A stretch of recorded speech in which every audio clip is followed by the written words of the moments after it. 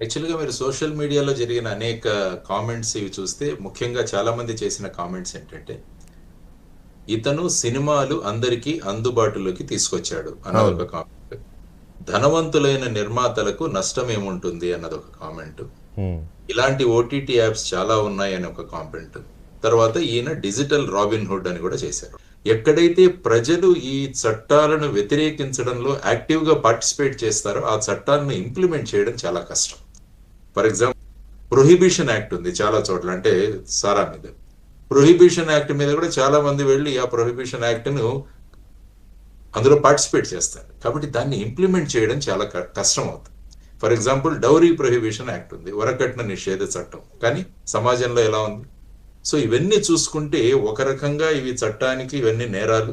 కానీ public participate చేయడం వల్ల దీనికి జస్టిఫికేషన్ దొరుకుతుంది అన్నది మనం గమనించాల్సిన ప్రధానమైన